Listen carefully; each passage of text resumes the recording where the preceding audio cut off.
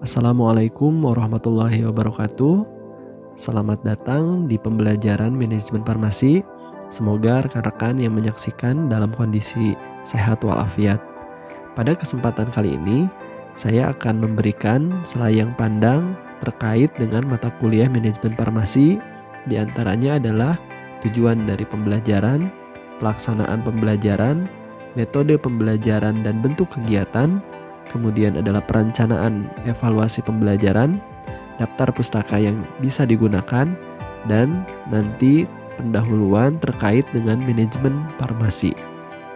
Berdasarkan rencana program kegiatan pembelajaran semester atau RPKPS, tujuan dari pembelajaran ini mahasiswa mengenal dan memahami konsep manajemen apotek yang dimulai dari pendirian apotek, studi kelayakan, pengelolaan apotek dari sumber daya manusianya, administrasi, kemudian sediaan farmasi, resep dan pasien, jaminan mutu, manajemen keuangan, strategi pengembangan apotek, serta memahami pengukuran dan evaluasi kinerja farmasi atau apotek.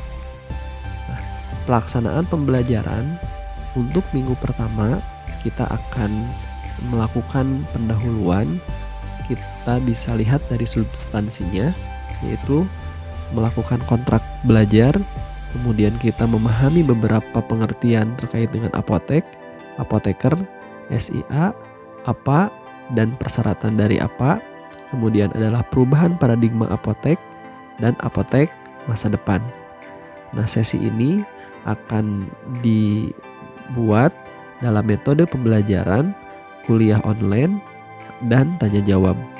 Sedangkan fasilitas yang akan kita gunakan diantaranya adalah channel YouTube, Google Form, atau WhatsApp Group. Pada pertemuan selanjutnya, yaitu kita akan membahas terkait dengan studi kelayakan apotek berupa pendahuluan analisis keuangan, neraca rugi laba, kemudian break even point dan payback period, analisis keuangan, ROI, ROA, net profit, margin, dan TOR, kemudian nilai waktu uang untuk studi kelayakan seperti PP, NPV, IRR, dan MIRR. Kemudian pembelajaran dilaksanakan dengan kuliah online dan ada sesi tanya jawab. Fasilitasnya masih menggunakan channel YouTube atau Google Meet atau Zoom dan juga Google Classroom. Yang selanjutnya yaitu pertemuan ketiga, itu kita akan membahas terkait dengan pendirian apotek dengan substansi yaitu persyaratan pendirian apotek dan juga proses pendirian apotek. Metode pembelajarannya adalah kuliah online dan juga tanya jawab.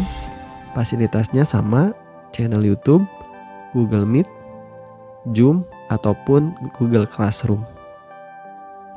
Pada pertemuan keempat, yang akan kita bahas adalah pengelolaan apotek, di mana substansinya adalah pengelolaan sumber daya manusia dan pengelolaan administrasi apotek. Metode pembelajaran dan fasilitasnya sama pada pertemuan sebelumnya. Kemudian pertemuan kelima adalah pengelolaan persediaan farmasi. Substansi yang akan kita lebih pelajari adalah perencanaan, pembelian, penyimpanan. Metode pembelajaran dan fasilitas masih sama dengan pertemuan sebelumnya. Kemudian yang keenam adalah pengelolaan resep dan obat-obat khusus. Ini substansi yang akan kita pelajari adalah pengelolaan narkotika, pengelolaan psikotropika, pengelolaan obat-obat rusak dan expired date. Kemudian ada pengelolaan resep atau salinan resep. Metode pembelajarannya dan fasilitasnya sama dengan pertemuan sebelumnya. Selanjutnya adalah pertemuan ke-7. Pokok bahasannya adalah pelayanan. Substansi yang akan kita bahas lebih mendetail adalah pelayanan resep, pelayanan obat wajib apotek, pelayanan obat bebas terbatas, kemudian pelayanan obat generik, pelayanan informasi obat dan konseling. Metode pembelajaran, fasilitasnya akan sama dengan pembelajaran sebelumnya. Pada pertemuan ke-8, kita akan melakukan ujian tengah semester terkait dengan evaluasi pembelajaran yang sudah dilakukan sebelumnya. Kemudian, pada pertemuan ke-9, kita akan membahas terkait dengan jaminan mutu pelayanan apotek, dengan substansi, standar pelayanan di apotek, kemudian ada indikator pelayanan apotek, kemudian merancang jaminan mutu pelayanan di apotek. Metode pembelajaran dan fasilitas masih sama pada pembelajaran sebelumnya. Selanjutnya adalah pertemuan ke-10, yaitu adalah penetapan harga. Nanti substansi yang akan kita bahas lebih detail adalah penetapan harga obat dengan resep, penetapan harga obat tanpa resep, metode pembelajaran dan fasilitasnya masih sama. Kemudian yang ke-11 yaitu adalah perpajakan apotek. Nanti substansi yang akan kita bahas lebih detail adalah jenis pajak dalam apotek, baik itu untuk apoteknya sendiri ataupun nanti untuk pengelola yang ada di dalam apotek. Metode pembelajaran dan fasilitasnya masih sama. Kemudian yang ke-12 yaitu adalah strategi pengembangan apotek. Substansi yang akan kita bahas lebih dalam adalah pengertian dari manajemen strategi, kemudian strategi bisnis yang terfragmentasi, kemudian strategi level corporate, kemudian bisnis dan fungsional, kemudian juga strategi pengembangan apotek. Metode pembelajaran dan fasilitas sama seperti pembelajaran sebelumnya. Pada minggu ke-13, kita akan mempelajari terkait dengan mengukur kinerja dengan balance scorecard.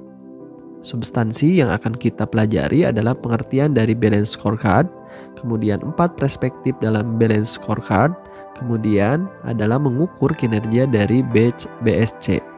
Nah, metode pembelajaran dan fasilitasnya masih sama seperti pembelajaran sebelumnya. Berikutnya adalah pertemuan ke-14 dan ke-15 kita akan gunakan sebagai kegiatan presentasi studi kelayakan pendirian apotek dengan substansi di mana presentasi masing-masing kelompok dalam mempresentasikan kelayakan pendirian apotek oleh masing-masing kelompok dengan metode daring. Yang ke-16 adalah ujian akhir semester untuk mengevaluasi kegiatan-kegiatan pembelajaran sebelumnya yang sudah kita lalui. Metode pembelajaran dan bentuk kegiatan pembelajaran dilakukan dengan ceramah online melalui Google Meet atau Zoom. Kemudian rekan-rekan juga bisa menyaksikan beberapa video yang sudah diupload di channel YouTube. Kemudian rekan-rekan juga bisa bertanya dan tanya jawab baik itu di kolom komentar YouTube, di Google Classroom, atau di WA Group yang sudah tersedia. Nanti untuk mengevaluasi setiap kegiatan pembelajaran akan dilakukan kuis sebagai sarana evaluasi dari satu pembelajaran ke pembelajaran berikutnya. Yang selanjutnya adalah adanya studi kasus dalam bentuk diskusi untuk merangsang mahasiswa belajar mandiri di rumah. Dalam studi kasus ini, mahasiswa akan dibagi menjadi 4-5 kelompok. Kemudian masing-masing kelompok diberi tugas penelusuran jurnal atau case study terhadap kasus yang ada. Kemudian dibuat makalah untuk semua topik diskusi, baik itu manajemen keuangan, evaluasi, dan pengukuran kinerja dengan balance scorecard, serta studi kelayakan pendirian apotek.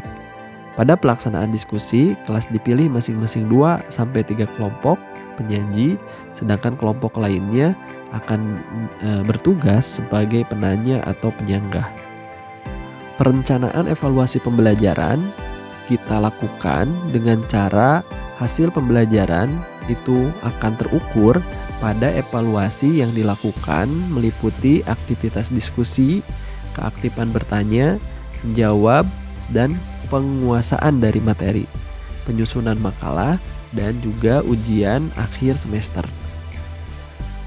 Sedangkan untuk penilaian, ada aspek-aspek yang meliputi dalam penilaian, diantaranya adalah aspek absensi sebanyak 10%, kemudian aspek diskusi, presentasi, dan makalah sebanyak 20%, kemudian ujian akhir, UTS dan UAS dengan total 70%, sehingga totalnya menjadi 100%.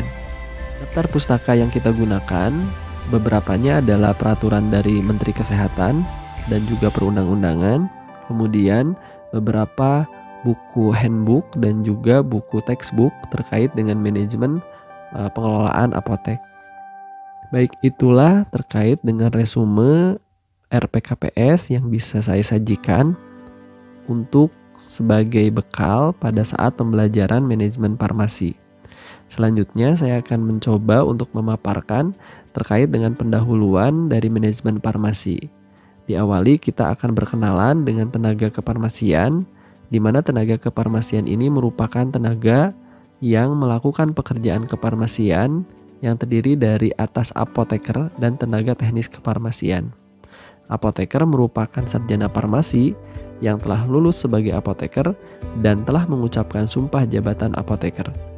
Sedangkan tenaga teknis kefarmasian adalah tenaga yang membantu apoteker dalam menjalani pekerjaan kefarmasiannya yang terdiri dari atas sarjana farmasi, ahli media farmasi, analis farmasi, dan tenaga menengah farmasi atau asisten apoteker.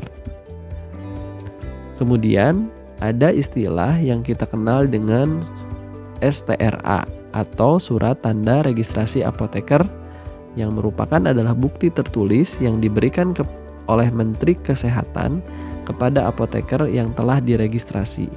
Sedangkan STRTTK atau Surat Tanda Registrasi Tenaga Teknis Kefarmasian merupakan bukti tertulis dari Menteri kepada tenaga teknis kefarmasian yang telah diregistrasi.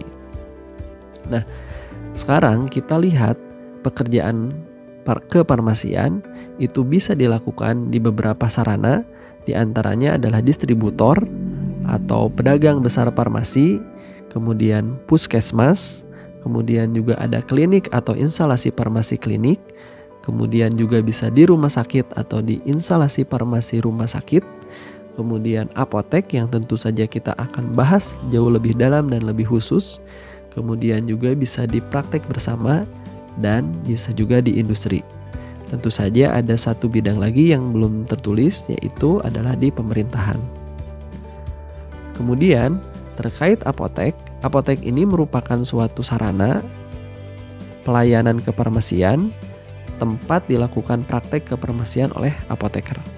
Sedangkan ada SIA yang kita kenal dengan surat izin apotek, merupakan surat izin yang diberikan oleh menteri kepada apoteker agar apoteker ini bisa melaksanakan pekerjaannya.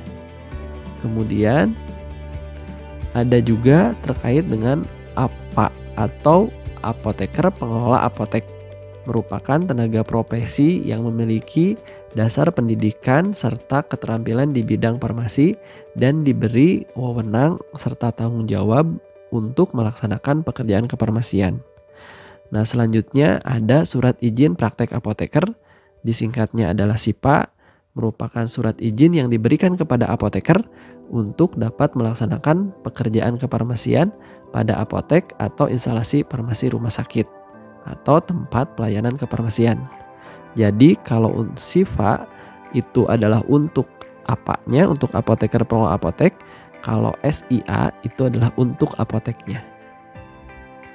Selanjutnya adalah kompetensi. Kompetensi ini merupakan kemampuan setiap individu yang mencakup aspek pengetahuan, keterampilan, sikap dan perilaku sesuai dengan standar yang ditetapkan. Maka seorang yang dia berprofesi apoteker, maka dia harus memiliki kompetensi-kompetensi yang mendukung dalam melaksanakan keprofesiannya. Kalau kita lihat, ada 4 unsur yang membangun dari kompetensi ini. Di antaranya adalah value dan attitude, kemudian adalah knowledge atau pengetahuannya, kemudian nanti juga dia dibangun oleh skill keterampilannya, kemudian dia juga dibangun oleh behavior atau sikap atau tingkah laku dan perilakunya. Nah, maka keempat unsur ini merupakan unsur yang terpenting di dalam membangun suatu kompetensi. Selanjutnya, bagaimana perubahan paradigma layanan kefarmasian?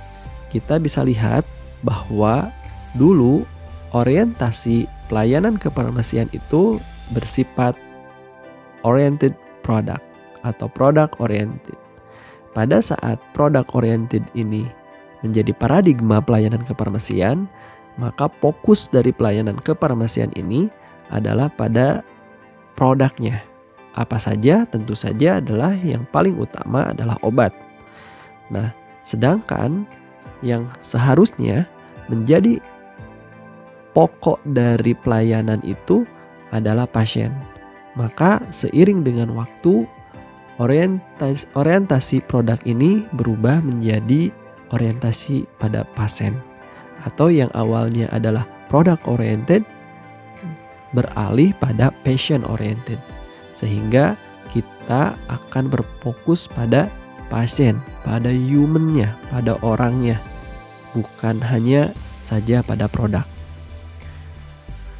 Selanjutnya, apa tuntutan dari perubahan yang terjadi? Tentu saja tuntutan yang akan terjadi itu adalah tuntutan konsumen, terutama dari individunya, ya, bahwa konsumen semakin hari semakin pintar, konsumen semakin hari semakin mengenal, maka semakin pintar dan semakin mengenalnya konsumen terkait dengan kefarmasian, maka akan ada banyak pertanyaan-pertanyaan yang harus bisa dijawab dengan baik kepada masyarakat.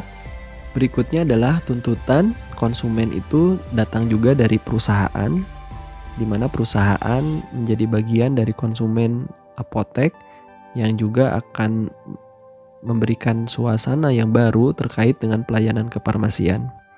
Selanjutnya adalah asuransi. Ini merupakan bagian besar dalam sistem pelayanan sekarang, di mana diusahakan bahwa setiap pelayanan sudah terkoordinasi dengan asuransi, sehingga perlu kita pahami terkait dengan asuransi dan juga pengelolaan asuransi di bidang kefarmasian dan klaim kefarmasian.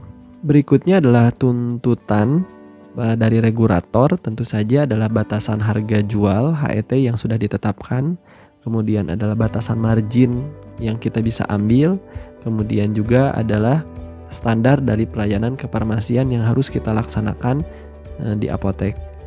Selanjutnya yaitu adalah tuntutan dari supplier, di mana pembayarannya harus cepat, kemudian diskonnya semakin kecil, dan juga yang keempat adalah tuntutan dari para pesaing, di mana mereka semakin efisien dan juga peningkatan servis pelayanan yang harus setiap hari semakin ditingkatkan. Seperti yang sudah kita pelajari sebelumnya, bahwa terjadi perubahan paradigma, di antaranya adalah perubahan paradigma dari product oriented ke patient oriented, yang selanjutnya akan berubah paradigma lagi kepada healthcare solution. Ini sejalan dengan perubahan konsep bisnis di apotek itu tersendiri, di mana sesuai dengan paradigma sehat. Kalau kita lihat pada kondisi bisnis saat ini, kita masih berfokus pada aspek penyakit. Hal itu terlihat dengan mendominasinya kegiatan penyembuhan penyakit dan pengelolaan penyakit, sehingga mengenyampingkan pencegahan penyakit dan juga pengaturan kesehatan yang merupakan faktor dari pencapaian sehat itu sendiri. Maka pada konsep bisnis ke depan, kita bisa melihat bahwa terjadi suatu kegiatan yang terpadu, dimulai dari pencegahan penyakit, mengelola kesehatan, mengelola penyakit, dan juga penyembuhan terkait dengan penyakitnya, sehingga bisa terbentuk suatu nilai dan taraf kesehatan yang optimum yang bisa dirasakan oleh masyarakat. Berikutnya adalah analisis situasi. Kita bisa melihat baik itu secara internal maupun eksternal. Kalau secara internal, bahwa tren resep hari ini adalah menurun, sedangkan tren OTC dan UPDS itu meningkat. Kemudian juga HPP meningkat. Sedangkan dari analisis situasi eksternal, kita bisa melihat bahwa pergeseran kebutuhan masyarakat dari resep ke UPDS atau ke swemedikasi. Kemudian ada one stop health provider, di mana masyarakat dapat menerima pelayanan baik itu dari dokter, farmasi, lab, dan pelayanan lainnya yang dalam kondisinya satu atap.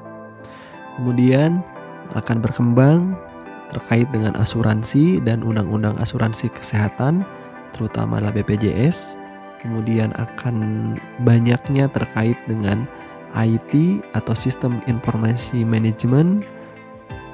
Perubahan paradigma apotek sekarang menuju ke apotek masa depan itu kita bisa lihat dari kondisi sekarang, di mana apotek masih berbasiskan pada resep, penjualan juga belum berbasis pada customer service, kemudian pola pengadaan barang masih berhubungan antara supplier dan provider, kemudian belum berorientasi pada retail cost communication mix, di mana kita melihat dari sisi people, place, promotion, kemudian yang masih dibutuhkan adalah sisi-sisi dari fungsional, kemudian masih berfokus pada pengobatan dan pengaturan pada penyakit. Sedangkan kalau misalkan kita lihat dari apotek masa depan, itu tidak lagi berbasis pada peresepan. Kemudian sudah mengutamakan sisi-sisi dari customer service, sudah menerapkan supply chain management, di mana serangkaian kegiatan itu meliputi koordinasi, penjadwalan, pengendalian terhadap pengadaan, sehingga persediaan produk itu dapat menjadi lebih baik. Kemudian sudah menerapkan juga merchandising management, di mana semacam ilmu murni estetika. Ilmu ini memegang peranan yang sangat penting dalam industri retail. Teknik-teknik mendisplay, membuat tata letak, kemudian memajangkan dan lain sebagainya terkait dengan produk-produk yang bisa dipajangkan di depan seperti OTC dan obat-obat bebas lainnya. Ini menjadi peran penting di apotek masa depan. Karena di apotek masa depan kita sudah berfokus pada customer service atau patient oriented, fokus pada pasien, sehingga psychological need ini atau kebutuhan psikologis ini dapat terpenuhi, sehingga konsumen bisa lebih puas terkait dengan pelayanan yang terjadi di apotek. Selanjutnya pada pola pengobatan kita sudah berfokus tidak hanya pada penyembuhan penyakit dan pengaturan penyakit, tapi kita juga sudah berfokus pada pencegahan penyakit dan juga pengaturan pola dari kesehatan, sehingga ini akan membantu masyarakat terhindar dari kondisi penyakit tertentu. Kemudian yang terakhir adalah sudah dioptimasinya atau digunakan secara baik dan terintegrasi sistem informasi manajemen atau IT, sehingga sistem-sistem manajemen terkait dengan administrasi dapat kita mudah akses, seperti misalkan jumlah stok, kemudian perencanaan pembelanjaan dan yang lainnya. Berikutnya kita akan bahas terkait dengan aspek-aspek yang menjadikan apotek itu sukses di dalam perkembangannya. Di antaranya adalah operasional yang efisien, fokus terhadap pelanggan, kemudian diferensiasi, dan juga faktor-faktor lainnya. Yang pertama adalah operasional yang efisien. Di antaranya yang menunjang adalah produktivitas pegawai, di mana pegawai bisa semaksimal mungkin bekerja dengan kinerja yang baik. Kemudian adalah staff profiling, di mana optimalisasi pegawai berdasarkan beban dan volume pekerjaan. Selanjutnya adalah penempatan pegawai sesuai dengan potensinya, atau di dalam manajemen kita kenal dengan the right man on the right place. Aspek lain dalam operasional yang efisien adalah persediaan. Kita nanti akan mengenal Pareto, di mana Pareto ini berhubungan dengan kualitas persediaan. Ada yang fast moving, ada yang slow moving, ada stok minimum, dan ada lead time. Terkait dengan Pareto ini kita akan bahas lebih detail pada saat pertemuan-pertemuan yang akan datang terkait dengan persediaan farmasi. Kemudian ada HPP yang nanti akan berhubungan dengan margin. Kita akan melihat di sini akan terdiri dari standarisasi pemasok dan diskon. Kemudian faktor harga jual atau kebijakan harga, komposisi penjual, dan kontrol terhadap barang. Kedua adalah fokus terhadap pelanggan. Ini kita bisa lihat dengan melakukan survei pelanggan. Apa saja hal-hal yang menjadi harapan, kemudian mengevaluasi atas kepuasan yang dicapai dengan kuesioner, kemudian perbaikan secara berkesinambungan. Format retail orientasi ke pelanggan itu kriteria yang konsisten, kemudian evaluasi kemajuan secara berkala. Poin ini pun akan kita bahas nanti secara mendetail pada saat jaminan mutu dan mengukur dengan menggunakan balance scorecard. Kemudian selanjutnya adalah diferensiasi apa yang membuat apotek berbeda dari pesaing yang ada di sekitarnya. Nah, diantaranya adalah contoh adalah pelayanan pelanggan yang unik, dimulai dari delivery service, deliver through, kemudian telefarma, call center, dan website. Nah, sedangkan untuk variasi produk yang unik itu ada nanti format produk layanan terhadap pasien, baik itu anak, dewasa, pria, dan wanita. Kemudian layanan farmasi yang unik seperti praktek profesi, kompetensi dalam farmakoterapinya harus baik kalau ada praktek profesi apoteker. Kemudian pelayanan informasi obat, maka kompetensi yang harus dipahami lebih mendalam adalah farmakoterapi dan kemampuan komunikasi.